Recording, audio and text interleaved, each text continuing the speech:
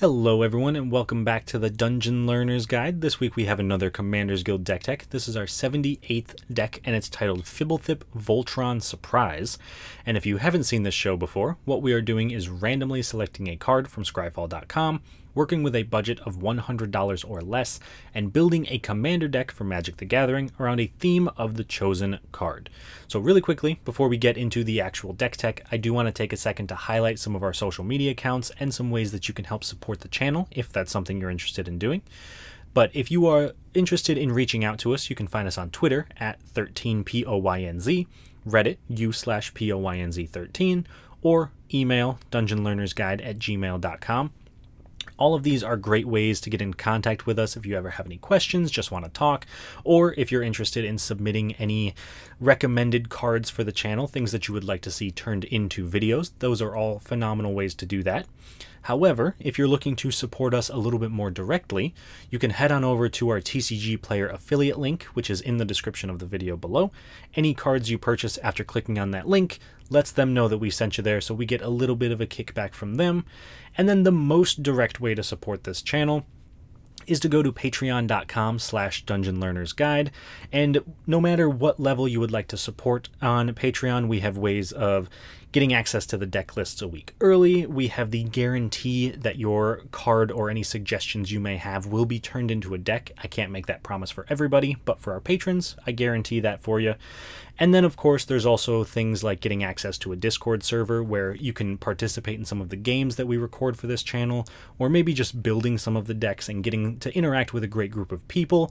And finally, there's also the ability to get the unedited gameplay videos, as well as one of our random cards every month shipped directly to you as a thank you from me. So those are all perfect ways to support us, and I do have to give a shout out to our 4 current patrons. We've got William Swiftfoot, we've got Doodle, we have Calvin Schmidt, and Eric Hui. So to the 4 of you, thank you all very much. And if none of this is your style, or maybe you're just not feeling up to the Patreon right now, I completely understand. Times are pretty hard. You can always just like the video, subscribe to the channel. That really does help out quite a bit, and we're trying to reach a wider audience, so any little bit helps. But with all of the introductions out of the way, I suppose it's time we take a look at our actual random card of the week, which this week was suggested to us by Squeaker2802 over on Reddit. And this is one of my personal favorite commanders that I play. It is Fblthp the Lost. Now, I'm going to be perfectly honest with you up front. This deck is going to look quite a bit different than my personal Fblthp deck, but still have some of the interesting cards in it, because I just love this little guy. I think he's tons of fun. So, Fblthp the Lost is 1 and a blue for a 1/1 legendary creature homunculus. When Fblthp the Lost enters the battlefield, draw a card. If it entered from your library or was cast from your library, draw 2 cards instead. And when Fblthp becomes the target of a spell, shuffle Fblthp into its owner's library. So I probably don't have to say this, but our commander this week also going to be Fblthp. It's an unspoken rule on this channel that if we ever run into a random legendary creature, or if we happen to hit a legendary planeswalker that could be your commander, we got to build that deck around that specific card. So we are running a Fblthp deck, so we are mono blue this week.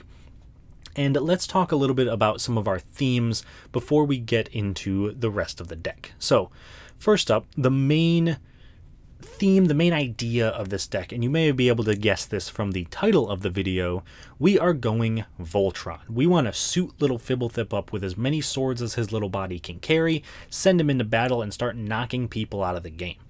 And it's very important, though, that we have cards like equipments here, like Hero's Blade, which is 2 mana for an equipment.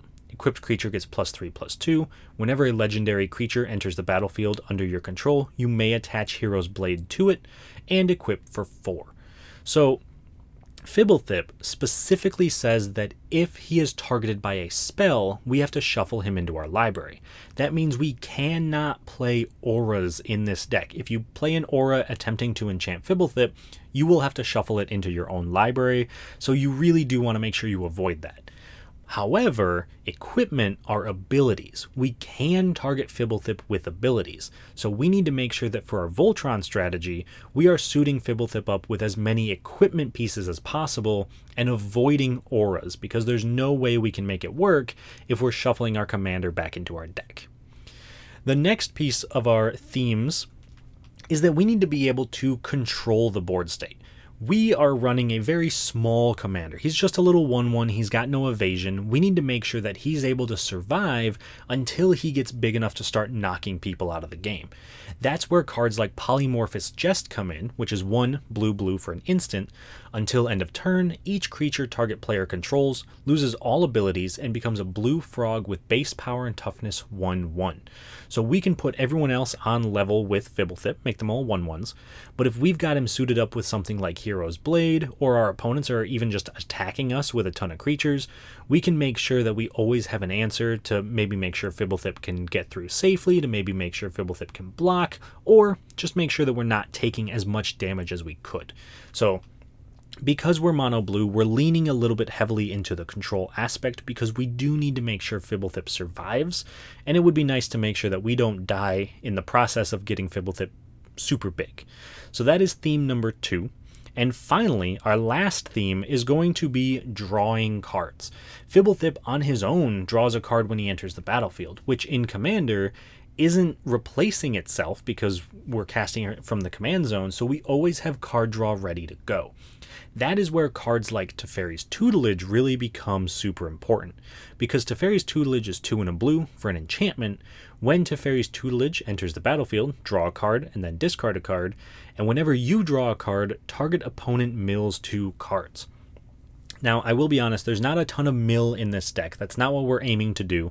In fact, Teferi's Tutelage might be one of the only mill pieces. There might be 1 or 2 others.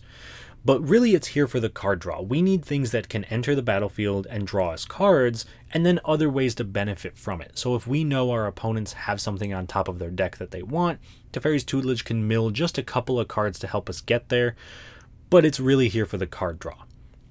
Now, I can hear you all asking this. We've been through the themes. We talked about the Voltron. We talked about the control. We talked about the card draw. But the name of this deck is Fblthp Voltron Surprise. So where the heck is the surprise for this deck? And that is what we're going to talk about when we get to our key cards. There are 3 cards in particular that play into the surprise aspect. Because 1, people might not expect Fblthp to be Voltron on its own, so that might be the first surprise, but we do have a backup. There are going to be games that we can't win with combat damage no matter how hard we try. So we do need to make sure that there is some other way besides combat damage to get us there in the end. And that's going to start with Proteus Staff. Proteus Staff is incredibly unique in this deck because of the way it's worded. So Proteus Staff is 3 mana for an artifact. You can pay 2 and a blue, tap it, and put target creature on the bottom of its owner's library. That creature's controller reveals cards from the top of their library until they reveal a creature card. The player puts that card into play, and the rest on the bottom of their library in any order. Play this ability only anytime you could play a sorcery. So Proteus Staff is super weird. It kind of lets us polymorph some of our stuff. I think I talked about this card when we did our polymorph deck a few weeks ago, and it would be an auto include in that. But the trick here is that the only creature we are running is Fblthp. So when we activate this on Fblthp, we put Fblthp to the bottom of our deck, and then we reveal until we hit a creature. So we have to reveal Fblthp. Fblthp will come back into play and immediately draw us 2 cards because it entered from our library. But the real trick to this is the phrasing, the player puts that card into play and the rest on the bottom of their library in any order, not a random order, any order, which means if we activate this on Fblthp, we literally get to stack every single card in our deck in the order that we want them to be. Now, just for the sake of time, we're not going to stack every single card in our entire deck. But the important things that we need to know is what's on top of our deck and what's on bottom of our deck. And the reason that what's on bottom is going to be so important is because of our second key card, Tunnel Vision. We can play Tunnel Vision for 5 and a blue. It's a sorcery. We name a card. This is going to be the card on the bottom of our library. Target player, that's us, reveals cards from the top of their library until the named card is revealed. If it is, that player puts the rest of the revealed cards into their graveyard and puts the named card on top of their library. Otherwise, the player shuffles their library. So if we name a card that's not in our deck, then we just shuffle our library, nothing happens. We don't want that. We want to put our entire deck into our graveyard with tunnel vision, except for one card. And if we can time this well, if we have card draw in hand, or if we have some other way to get that card off the top of our deck, or we have our win condition, well, our backup win condition, the surprise win condition, which is Jace, Wielder of Mysteries, which is 1 blue, blue, blue for a 4 loyalty legendary planeswalker Jace. If you would draw a card while your library has no cards in it, you win the game instead. +1, target player puts the top 2 cards of their library into their graveyard, draw a card. -8, draw 7 cards. Then, if your library has no cards in it, you win the game. So we activate Proteus Staff, know what's at the bottom of our library. We cast Tunnel Vision, putting every single card in our deck into the graveyard except for that one card at the bottom of our library. We then cast Jace, Wielder of Mysteries, +1, mill ourselves for 2, draw a card, which we no longer have cards in our library, win the game.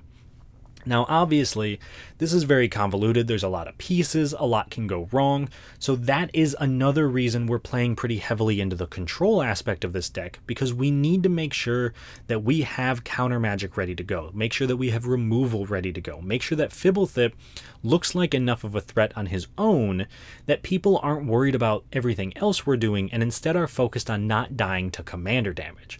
So that is the surprise in our Fblthp Voltron Surprise. Because again, you can't always get there with Voltron. I would love it if you could. I'm a Boros player at heart. I want to be able to swing every single game, but I'm well aware that that's not always the case. So with our key cards out of the way, let's take a look at some cool interactions. Some cards in this deck that synergize super well together and that just work very well to get us to what we want to be doing. The first pair of cards we're going to talk about is Trepanation Blade and Bone Horde. So Trepanation Blade, 3 mana for an equipment artifact. When equipped creature attacks, defending player reveals cards from the top of their library until they reveal a land card. The creature gets +1/+0 until end of turn for each card revealed this way, and then that player puts the revealed cards into their graveyard. So again, I talked earlier, we have a very small mill strategy. There's not a ton in here, but there is a little bit. But the reason this is so good is because we can combine it with Bone Horde. Bone Horde, 4 mana for an artifact equipment, living weapon, so when it comes in we make a 0/0 germ and attach the equipment to it. An equipped creature gets +X/+X, where X is the number of creature cards in all graveyards, equipped for 2. So if we have both of these equipments on Fblthp, Trepanation Blade is milling our opponent, making Fblthp bigger for each card that's milled, and then Bone Horde is seeing every creature that gets milled and every creature in everyone's graveyard and getting bigger because of it. So these two cards combined can really put in a lot of work and make Fblthp very, very big. And it's not surprising to see these two cards really put in so much work that they knock a player out in 1 or 2 turns, because people are running creatures. Most people are running creatures. We're not running creatures, but we're in the minority in that situation. So that is one cool interaction for this deck and something that really makes the Voltron strategy work. The other thing that really makes the Voltron strategy work, and another cool interaction we have, is between Black Blade Reforged and Fire Shrieker. So Black Blade Reforged is an absolute all-star in any Voltron deck, but in this one particular, because Fblthp starts off pretty small. So Black Blade Reforged is 2 mana for a legendary artifact equipment. Equipped creature gets +1/+1 for each land you control. Equip legendary creature for 3, or just equip for 7. So if we combine that up with Fire Shrieker, 3 mana for an artifact equipment, equipped creature has double strike, equip 2. So all we have to do with Black Blade Reforged is if we can have, say, 10 lands in play, which is a lot to ask, but it's not impossible with this deck. We equip Fblthp with Black Blade Reforged, Fire Shrieker, double strike. That is now doing 22 commander damage, and all of a sudden, boom, our opponents are dead. So not out of the ordinary for this to only take 1 to 2 turns to knock someone out, and even early game, if we're hitting for 6 to 7 every single turn, that's still only going to take us 3 turns, especially if we keep playing lands and keep playing, making Fblthp bigger. Then this is going to get out of hand very, very quickly. So this is definitely a combination to keep an eye out for, and something that can very quickly end the game if that is our goal and our Voltron strategy is working pretty well. So Those are our cool interactions. And the last major piece of this deck tech is to take a look at the price. So this week, the price came in pretty close to $100. It's at $91.94. And we've actually already talked about our most expensive card. It's Proteus Staff, about $12.73. Normally, I don't like to talk about a card twice, but I think it's important to mention Proteus Staff when we're talking about the surprise aspect of this deck and in the budget section because it is so expensive, but it is also very integral to what we're doing. If you wanted to lean more into the combo aspect and not include Proteus Staff, you could of course just include some scry effects, so that way you scry something to the bottom, you know what's there, you can go and get it with tunnel vision. But I like being able to stack the library, and then also only being able to play Fblthp as our only creature makes this a very unique build, so I'm a big fan of that. However, if we're moving past Proteus Staff and we want to take a look at the second most expensive card, that is Isochron Scepter. Another very famous combo piece. It combines with a bunch of different cards to do a bunch of crazy things. The big one is Dramatic Reversal to make infinite mana, but Isochron Scepter, 2 mana. It's an artifact. It has imprint. When it enters the battlefield, you may exile an instant card with converted mana cost 2 or less from your hand. Pay 2, tap. You may copy the exiled card. If you do, you may cast the copy without paying its mana cost. So if we put Dramatic Reversal under it, for example, which untaps all non-land permanents, and we have enough mana rocks that we're producing 3+ mana, we could make infinite mana with it. But that's not really why it's here, honestly. It's here more as a value piece, so if you do need to cut it for that reason, that's completely fair. Really what we want to be doing is putting something like a Pongify underneath it, or a counterspell, or a negate, something that can kind of help keep our opponents in check, because having that removal or counterspell on board makes it much less likely our opponents are going to cast something into it because they don't want it to get countered or destroyed. So it's kind of a control piece without us ever actually having to use it. And it is there if we ever do need to use it. So a big fan of Isochron Scepter, but if you are looking to trim down the price, and especially if you want to cut both of these cards, they're around $20 combined. So that would cut the price down to about $70, which is much more manageable than the $91. So definitely something to think about. However, on the other hand, if you're looking to maybe increase the price of this deck, and you want some cards that didn't fit in the original budget, I do have some suggestions there for you as well. So the first one that I'm going to give you is Swan Song, which I would probably recommend swapping out Jousting Lance. And this isn't a one-for-one swap. I mean, you're swapping a counterspell for an equipment piece, but I'll kind of explain why. So first up, Swan Song is 1 blue for an instant. Counter target enchantment, instant, or sorcery spell. Its controller creates a 2/2 bird creature token with flying. The real reason this is here as an out-of-budget upgrade is because it's a 1-mana counterspell. A lot of what we're doing involves spending a ton of mana in one turn, and it's very rare that we're going to have a lot of islands untapped when it's all said and done. Now, you could very easily run things like Pact of Negation, you know, the free counterspells, but I don't want to just suggest the free counterspells. I want to suggest things that are a little bit more budget friendly, even if they're not super budget friendly, like Swan Song being about $12. And so, yeah, I wouldn't recommend taking out another counterspell for this because you do want a ton of interaction and removal and protection. But Jousting Lance is the card that I would suggest taking out, just because in all the times I've played this deck, it's never felt great. The reason for that, though, is that Jousting Lance is 2 mana for an artifact, equipment. Equipped creature gets +2/+0. As long as it's your turn, equipped creature has first strike and equip for 3. So you are not going to start getting the effects from Jousting Lance until you've spent 5 mana into it, and even then you're only getting +2/+0 and first strike, and the first strike's only on your turn. So it can be very good if you're trying to swing in, or if you've got a creature with trample, you've got a creature that has some form of death touch, something like that. Fblthp doesn't have those things. Fblthp needs to be given all of his power and toughness separately, so it's super important that we get a ton of ways to build it up, and it's really hard to argue that we want to spend 5 mana on an effect to just give +2/+0 and first strike, so it's not exactly ideal, especially because if this is the only equipment we have, Fblthp still dies to something just pinging it for 1 damage. So not the best card in the deck. We have it in here for the first strike, but if you have more protection, I would highly recommend going that route instead. on the other hand, I have another kind of a weird suggestion for an upgrade, and that one is going to be Commander's Plate. So this one is more of a Voltron style upgrade, because Commander's Plate is 1 mana for an artifact equipment. Equipped creature gets +3/+3 and has protection from each color that's not in your commander's color identity. Equip your commander for 3 or just equip for 5. Commander's Plate is amazing in this deck because Fblthp is a mono blue commander. That means as soon as we equip Fblthp with Commander's Plate, he gets protection from red, black, white, and green.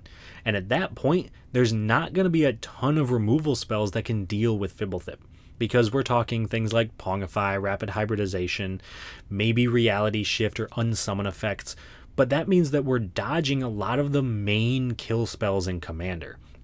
And that's very, very relevant, especially because this also gives +3/+3. This on its own makes Fblthp into a 4/4, which is already going to be enough to compete with a lot of creatures at the table. So the card that I would recommend swapping out for this card is Folio of Fancies, which is 1 in a blue. Artifact, players have no maximum hand size. You can pay XX, tap, each player draws X cards, or 2 in a blue, tap, each opponent mills a number of cards equal to the cards in their hand.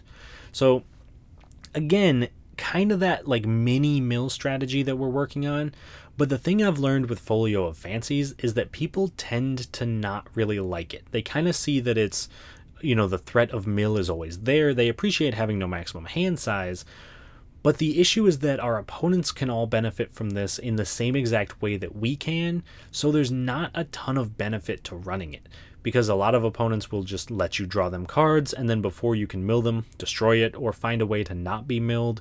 So you can break the symmetry by just, you know, us drawing all the cards or preventing your opponents from drawing the cards. That would be great. However, there's not a ton of ways to do that in this deck, so that's not going to be our go-to. So for that reason, I would recommend taking out Folio of Fancies, and if you have the money to upgrade into a Commander's Plate, I think that would be a much better include. So that is our deck tech for this week. The very last thing we've got to talk about is going to be the actual game. We got to make sure that this deck runs, make sure that it performs well, make sure that it can actually do the things it wants to do. So this week, we are going to be playing against Bilal, playing his Shattergang Brothers deck, Mike playing Alesha, who smiles at death, and AngryCow, who is playing Ishin, 2 heavens as 1. So Shattergang Brothers, from what Bilal has said, is a goblin tribal deck, but he leans a little bit more into the combo synergies of goblins, because there's a lot of goblins that can combo very well together.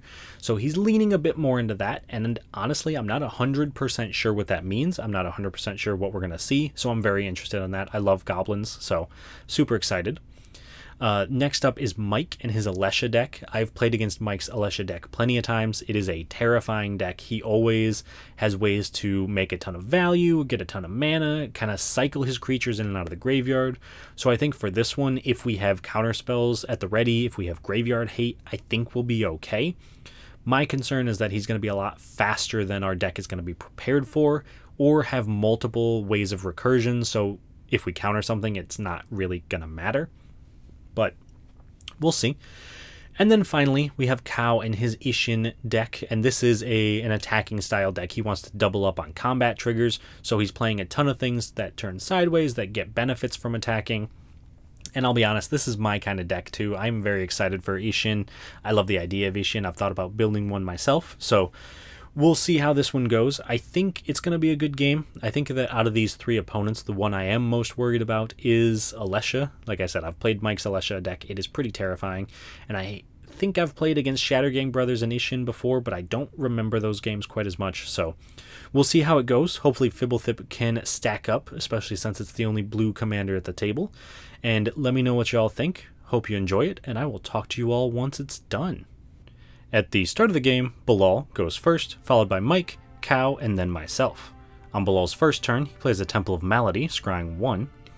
Mike plays an Ancient Tomb, casts Chrome Mox, exiling Corpse Knight, and then casts Demonic Tutor, searching his library for a card and putting it to hand, also losing 2 life from the Ancient Tomb. He then casts the card he tutored for, Jeweled Lotus, immediately sacrificing it to make 3 red mana, casting his commander, Alesha, who smiles at death. Cow plays a command tower and casts Vandal Blast, destroying the Chrome Mox. On my turn I play an island and cast Sentinel Totem, scrying 1 and being able to sacrifice it to exile all graveyards. Bilal plays a mountain and casts Metallic Mimic, naming Goblin, so all his goblins enter with an additional +1/+1 counter. Mike plays a Bloodstained Mire, sacrificing it to search his library for a Sacred Foundry, putting it into play untapped and paying 2 life.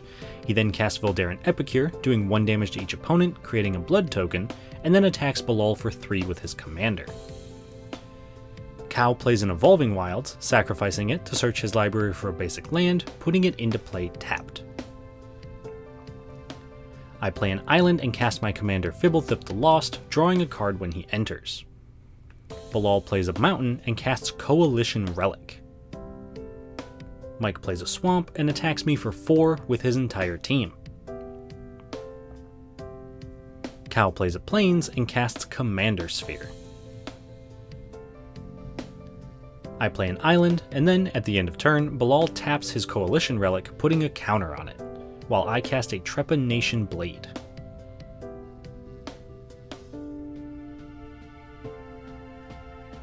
Bilal then casts Oracle of Moldiah, making him play with the top card of his library revealed, letting him play lands from the top of his library, and letting him play an additional land each turn. This lets him play a forest and swamp from hand. Mike plays a Blood Crypt tapped and attacks Cow for 4. Cow plays a mountain and casts Lightning Greaves, before casting his commander Ishin 2 Heavens as 1, doubling any effects he controls that trigger on attacks. Then he equips Ishin with the Greaves, giving him haste and shroud.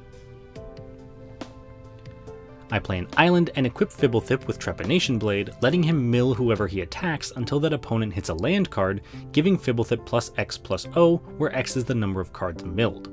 This lets me attack Mike, milling him for only 1, so he takes 2 commander damage. Then, at the end of turn, Bilal puts a counter on Coalition Relic. On Bilal's turn, he casts Kodama's Reach, searching his library for 2 basic lands, putting 1 into play tapped and the other into his hand. He then plays a mountain and casts Imperial Recruiter, searching his library for a creature with power 2 or less, putting it into his hand, and this lets him get Goblin Recruiter, which he then casts, and it enters with a +1/+1 counter, and again lets him search his library, this time for any number of goblins, putting them all on top of his library. Once that resolves, the goblins on top of his libraries are Muxus, Goblin Grandee, Murderous Redcap, Putrid Goblin, Grumgully the Generous, Conspicuous Snoop, Pashalik Mons, Siege Gang Lieutenant, and Kiki Jiki Mirrorbreaker, giving him the ability to win on his next turn. At the end of turn, Mike cast Vampiric Tutor, searching his library for a card and putting it on top of his library, losing 2 life. He then on his turn attacks me for 1 and casts Wishclaw Talisman.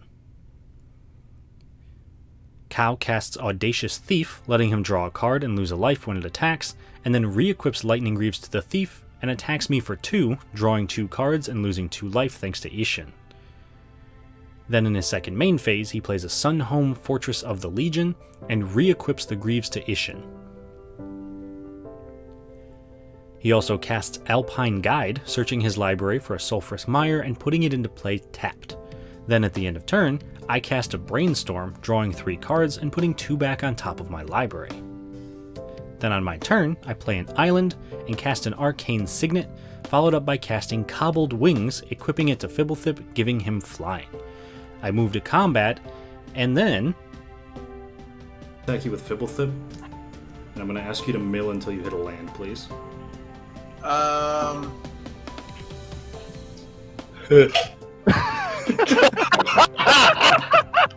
I attack Bilal with Fblthp, milling him until he hits a land, putting his entire combo in the graveyard, giving Fblthp +8/+0 and doing 9 commander damage to him.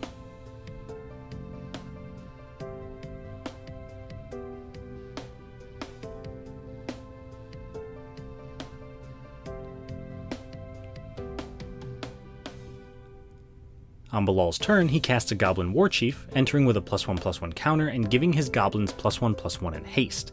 He then casts his commander Shattergang Brothers, but in response, Mike casts Path to Exile, exiling Goblin Warchief, but letting Bilal search his library for a basic land, putting it into play tapped.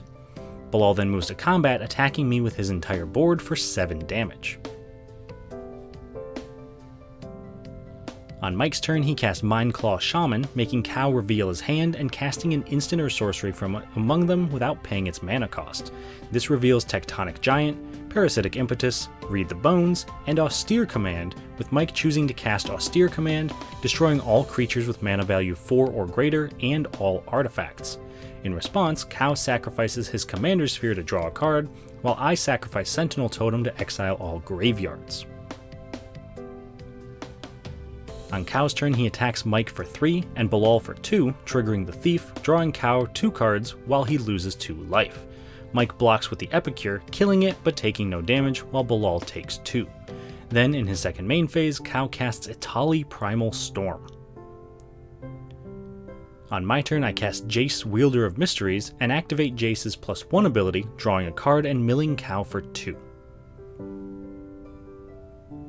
Bilal casts a Dreadbore, destroying Etali, and then recasts his commander Shattergang Brothers before moving to combat and attacking Jace for 2. Mike attacks Jace for 3, triggering his commander, returning Mindclaw Shaman to the battlefield, also attacking Jace.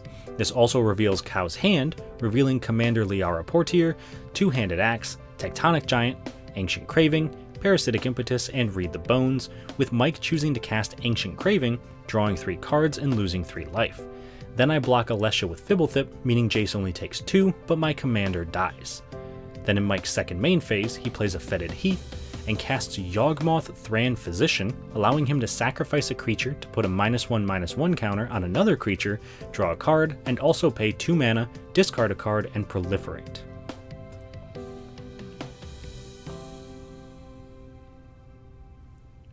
On Cow's turn, he casts Commander Liara Portier, allowing him to exile the top X cards of his library when she attacks, where X is the number of players being attacked this turn.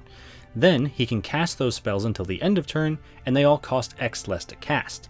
He moves to combat, attacking me for 3 with Ishin, Bilal for 2 with the Thief, drawing 2 cards and losing 2 life, and Mike for 3 with Alpine Guide.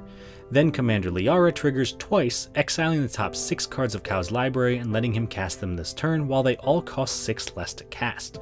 Bilal and Mike both block, killing Audacious Thief, while I take 3 damage. In Cow's second main phase, he plays a Plains, and casts Soul Ring for free from exile, and also casts Revenge of Ravens from exile, making each opponent lose a life while Cow gains a life whenever a creature attacks him. He also casts Blessed Hippogriff, giving another attacking creature flying whenever it attacks. On my turn, I activate Jace's +1 ability, drawing a card and milling Bilal for 2. I then recast Fblthp, drawing a card. I also play an island, and cast Dousing Dagger, giving Mike 2 plant tokens on the deal that he uses them to kill someone else's creatures with Yawgmoth. At the end of turn, Mike sacrifices both plants and the Mindclaw Shaman to Yawgmoth, drawing 3 cards, losing 3 life, and putting 3 -1/-1 counters on Shattergang Brothers, killing Bilal's commander.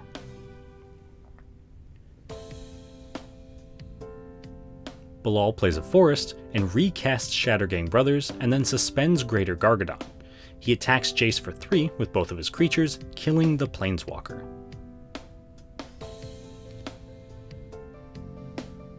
Mike casts a Soul Ring, then plays a Godless Shrine untapped, losing 2 life, and also casts Karmic Guide, returning Mindclaw Shaman from the graveyard to the battlefield.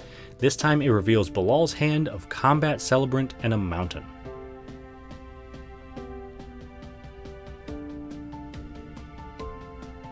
Cow plays a Plains, and attacks Bilal for 2, Mike for 5, and me for 3, giving his entire team flying, and also exiling the top 6 cards of his library, being able to cast them this turn while they cost 6 less to cast.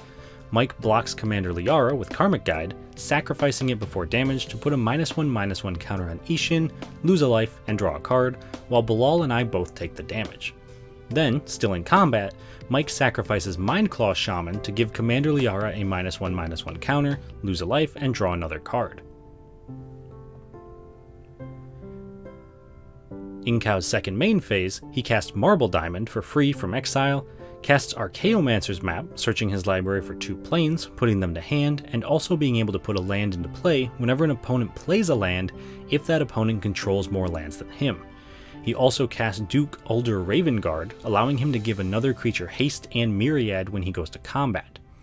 Finally, he cast Fable of the Mirror Breaker, creating a 2/2 Goblin Shaman token that creates a treasure when it attacks, and cast Rakshasa Debaser, letting him put a creature from defending player's graveyard into play under his control whenever it attacks.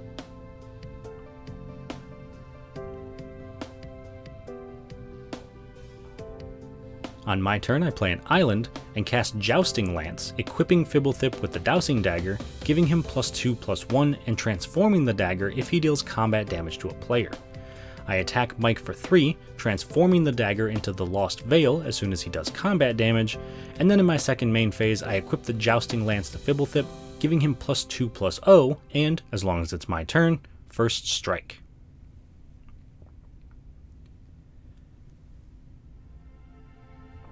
Bilal casts Farseek, searching his library for a Blood Crypt, putting it into play tapped. He then plays a mountain, triggering Archaeomancer's map, letting Cow play a Plains. Then at the end of turn, Mike sacrifices Alesha to draw a card, lose a life, and put a -1/-1 counter on Shattergang Brothers. In response, Bilal activates his commander, sacrificing Imperial Recruiter to make each opponent sacrifice a creature, killing Yawgmoth, Fblthp, and Alpine Guide, making Cow sacrifice a mountain. On Mike's turn, he plays an Urborg Tomb of Yawgmoth, turning all lands into swamps in addition to their other types. He then casts Dockside Extortionist, making 6 treasures since his opponents control 6 artifacts and enchantments. After that, he casts Living Death, making each player sacrifice all creatures they control and return all other creatures from their graveyard to the battlefield. In response, I cast Counterspell, attempting to stop Mike from getting everything back, but he has the answer, countering my counterspell with Pyroblast. Still in response, Bilal activates Shattergang Brothers, sacrificing itself to make each opponent sacrifice a creature, killing Dockside and Duke Ulder. He also sacrifices Goblin Recruiter to remove a suspend counter from Greater Gargadon. Then, the Living Death resolves, allowing Bilal to search his library for a creature card, mana value 2 or less, putting Phyrexian Rager into his hand, and also searching his library for any number of goblins, putting them on top of his deck, but this time he chooses 0 goblins. Cow gets to search his library for a mountain, putting it into play tapped, and then Mike does 1 damage to each opponent, making a blood token, making 6 more treasures, and makes me reveal my hand, revealing Imprisoned in the Moon, Isochron Scepter, and Dramatic Reversal, letting him cast Dramatic Reversal without paying its mana cost, untapping all his non-land permanents. Then, I do nothing since I had no creatures in play or in the graveyard. Finally, with the Karmic Guide trigger on the stack, Mike sacrifices Dockside Extortionist to Yawgmoth, drawing a card, putting a -1/-1 counter on Atali, and losing a life. This lets him return Dockside to the battlefield with Karmic Guide, making 6 more treasures. Unfortunately, I don't think he could have done this since the trigger was already on the stack, forcing him to choose a target, but we don't catch that at the time. He also casts Cruel Celebrant, making each opponent lose a life while he gains a life whenever one of his creatures dies. He also casts Anger, but before he has the chance to sacrifice it, Cow channels Touch the Spirit Realm, exiling Yawgmoth until the end of turn. Then Mike casts Tibalt Cosmic Imposter, and activates Tibalt's -3 ability, exiling Atali. After that, he casts Yahenni Undying Partisan, and also casts Cow's Atali thanks to Tibalt's ability. Once that's resolved, he sacrifices Anger to Yahenni, giving them indestructible and making the rest of his creatures have haste, also making each opponent lose a life and gaining Mike a life. He moves to combat, attacking Cow with Atali and me with the rest of his board. This triggers Atali, making each player exile the top card of their library and letting Mike cast them without paying their mana cost. This has him casting Bilal's Harmonize, drawing 3 cards, my Polymorphous Jest, turning all of Cow's creatures into 1/1 frogs with no abilities, and his own Entomb, searching his library for a Master of Cruelties, putting it into his graveyard. Then Cow blocks with Alpine Guide, while I take 6 damage. In Mike's second main phase, he plays a Plains, and at the end of turn, Yawgmoth returns into play, allowing Mike to sacrifice the Epicure of Blood and the Dockside Extortionist, killing both of Cow's remaining creatures, drawing 2 cards, losing 2 life, making each opponent lose 2 life, and then gaining 2 life.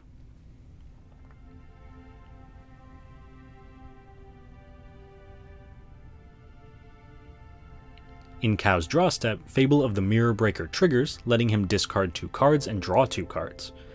In his main phase, he casts Read the Bones, scrying 2, drawing 2 cards, and losing 2 life. He then casts Sun Titan, returning Touch the Spirit Realm to the battlefield, exiling Yawgmoth until it leaves play.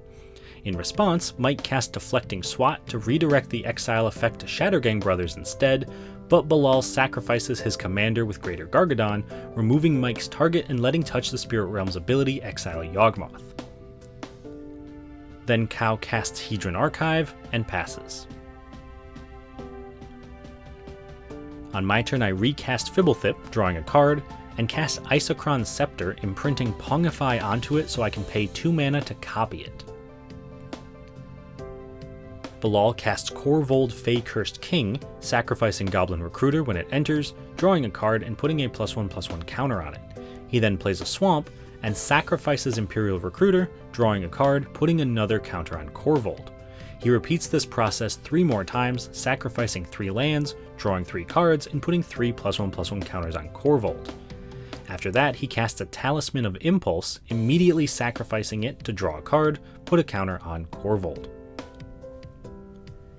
Finally, he sacrifices 1 last land, drawing a card, putting a +1/+1 counter on Korvold, and removing the final suspend counter from Greater Gargadon so it enters the battlefield. He then casts a Phyrexian Rager, drawing a card and losing a life. He also casts a Wall of Blossoms, drawing a card when it enters, and then moves to combat, attacking Mike for 9 with the Gargadon. Before blocks though, Mike sacrifices Karmic Guide to Yahenni, making them indestructible, while each of his opponents loses a life and he gains a life. Then he blocks the Gargadon with his indestructible Aetherborn, taking no damage. At the end of turn though, I activate my Isochron Scepter to Pongify Atali, destroying it and giving Mike a 3/3 Ape token. Still at the end of Bilal's turn, Mike sacrifices Mindclaw Shaman to Yawgmoth, making each opponent lose a life, while he gains a life, loses a life, puts a -1/-1 counter on Korvold, and draws a card. Notably, Yawgmoth should be exiled under Touch the Spirit Realm, but we don't catch that at this time. Then on Mike's turn, he sacrifices his Blood token, discarding Revelark and drawing a card. After that, he activates Tybalt's +1 ability to make each player exile the top card of their libraries, and moves to combat, and then attacks me with Alesha, activating her ability to return Karmic Guide to play, which then returns Revelark to play. This allows him to infinitely sacrifice the 2 creatures to Yahenni, making them both enter and leave the battlefield an infinite number of times, doing an infinite amount of damage to each opponent, gaining Mike an infinite amount of life, winning Mike the game. Alright, so that was a pretty sweet game. Definitely an explosive game from a couple of the decks at the table. Unfortunately, Cow and I kind of just had like value engines. We had a ton of card draw and creatures and important things going on, but we didn't have the explosiveness that Bilal and Mike had. And I think early game, we focused a lot on Bilal because of the fact that he had set up a win on, I want to say it was turn 4. So very terrifying. And if I hadn't had the Trepanation Blade, I'm not sure what we would have done. Honestly, I think the answer is we would have just lost. But Bilal likes to joke that I am the person who stops him from winning the most, so I'm glad to be able to live up to that title. And honestly, it was pretty hilarious that his camera cut out right as I said I was attacking him and milling him. I mean, it looked like he had rage quit. We know he didn't. He's not that kind of person, but it added to some of the humor of the moment, especially because Mike's camera had been going in and out all night as well. And then Mike, just an absolutely amazing performance from his Alesha deck, being able to get Alesha on turn 1 and have Ancient Tomb and the Mox, which the Mox got blown up, but it still helped him do everything he needed to do. And eventually being able to just churn through his deck and kind of loop things in and out of the graveyard and sacrifice things and bring things back. And it was very, very impressive. A little peek behind the scenes for the actual gameplay. I had about 6 pages worth of script written out to read as the narration for the gameplay, and one of Mike's turns in particular took up an entire page just of how many triggers he had and how many things he was doing. So very, very cool to see, very impressive, and I certainly don't mind dying in that way, because definitely a sweet thing to watch someone's deck go off like that. So a very fun game. I don't think we quite did what we wanted to do. We couldn't find a lot of interaction. We couldn't find a lot of card draw. We were able to get Jace down early on, but obviously Jace puts a target on your back, so people killed it, and rightfully so. And then we had Isochron Scepter and Dramatic Reversal, which also made us a target, even though we had no way to benefit from it. It was just not great running for poor Fblthp, but maybe he'll come back in the future, who knows. But that was our deck for this week. That was the gameplay video. I hope you all enjoyed it. Hope you liked the deck tech. If there are any cards in the future that you would like to see turned into decks, please do let me know. Put them in the comments below. Send them to me on email, Twitter, Reddit, wherever. More than happy to hear about it. And I hope you all enjoyed it, and I will see you all on the other side of the Dungeon Learner's Guide.